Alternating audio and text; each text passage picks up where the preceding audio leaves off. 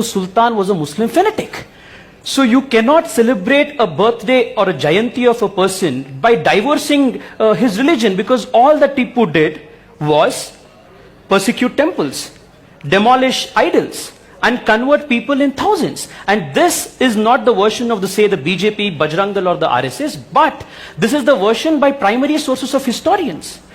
The state's case for celebrating Tipu Jayanti is threefold. First, he was a freedom fighter. Second, he was a lover of Kannada. Third, he was an apostle of peace and communal harmony. Let's go back to the primary sources of history and see what history actually tells us about Tipu Sultan. Let us not resort to either British historians or the Portuguese historians, because you may say it was an attempt at either demonizing him or at lionizing him. Let us resort to Tipu's letters himself. Tipu Sultan writes a letter to the king of Afghanistan by name Zaman Shah and pleads him and begs him to invade India. And ask him, please come and invade this country, let us establish a Islamic state here. Can we call this person as a freedom fighter? And coming to Professor Hunur's timeline of Kittur Channamma and Sangoli Rayanna, we should get our historical timeline right. Whereas Tipu Sultan was in the 1700s, in the late 1700s, Kittur Rani Channamma and Sangoli Rayanna were part of the 1857 uprising. We cannot apply one timeline for Tipu Sultan and the other timeline for Channamma and the others. Thirdly, this whole fiction of Tipu being a lover of Kannada, it beats all senses. Tipu Sultan imposed the Farsi language as the administrative language in the state. And even to this day, as a practicing lawyer, if you are opening any revenue records, these terms of khata, these terms of bagar hukum, where did these words come from? These were all imposed by Tipu Sultan. And what happened to Mr. Dinesh is telling that each and every place about Tipu Sultan, people are hailing him. I would completely disagree with that. Mysore was renamed as Nazrabad. Calicut was renamed as Islamabad. Sakleshpur was renamed as Manzrabad. And our almanac system, one of the reasons why Tipu Sultan's Jayanti, the state found itself in a fix, was because Tipu Sultan removed the almanac, the Hindu almanac which was in vogue, and instead imposed an Islamic almanac which had only 350 days in the year.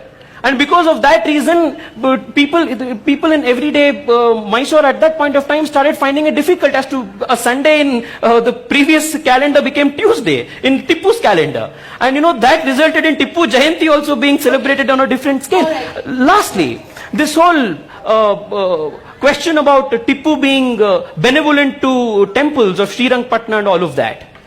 An exception cannot be a rule.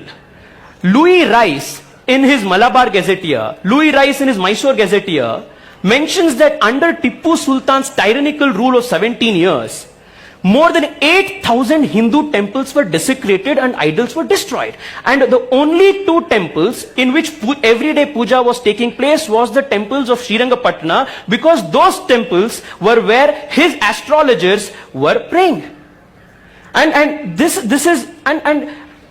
the state government celebrates Jayantis of a lot of people. It celebrates Kanaka Jayanti, it celebrates Basav Jayanti, Ambedkar Jayanti, it celebrates a lot of Jayantis of people belonging to the state.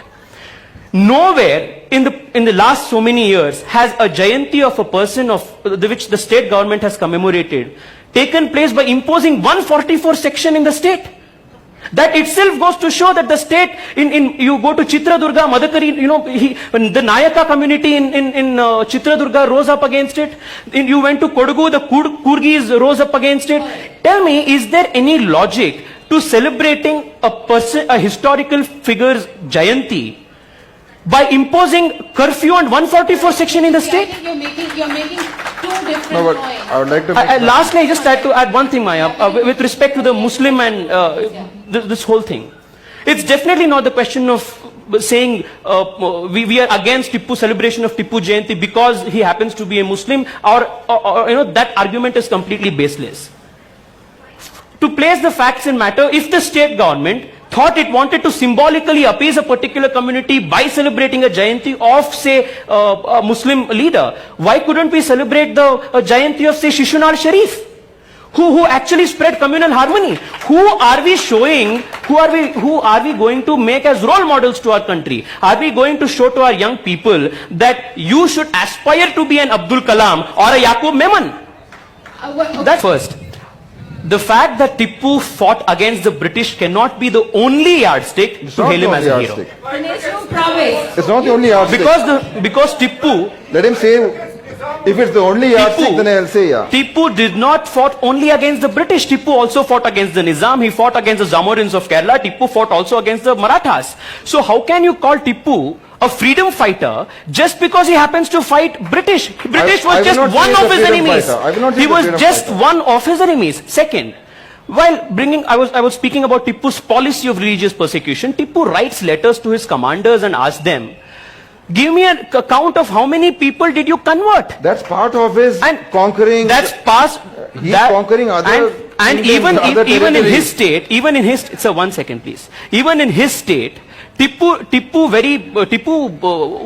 incessantly wrote letters to his commanders and all of that. And he would write letters and he would ask, give me account of the women folk who have been captured, send them to Srirangapatna, give me the count of people who have been circumcised.